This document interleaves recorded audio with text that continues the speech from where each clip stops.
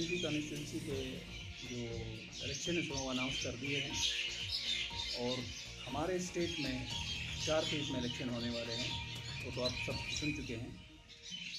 क्योंकि अब election announce हो गया है इसलिए एमसीसी इन्फोर्स हो गया। आज के दिन से ही एमसीसी इन्फोर्स हो गया और एमसीसी के लिए बहुत सारे आपने पढ़ा होगा एमसीसी बुक जो मॉडल कोड ऑफ कंडक्ट है, उसके डिटेल्स तो आपको सब आया होगा, व्हाट्सएप पे भी चल रहा हर जगह।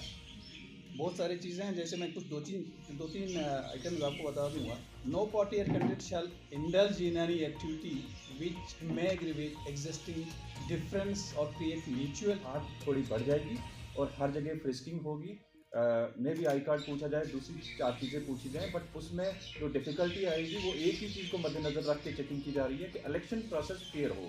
सबसे वॉइस एक्टिविटी हमारे डिस्ट्रिक्ट में होने जा रही है, इसका रिस्पेक्ट करते हुए हमें आपसे कोऑपरेशन चाहिए। लाजवाल उर्दू न्यूज़ यूट्यूब चैनल को सब्सक्राइब जरूर करें और बेल आइकन पर क्लिक करें। बेल आइकन पर क्लिक करने से आपको ताज़ा तरीन खबरों की फौरी जानकारी मिलेगी।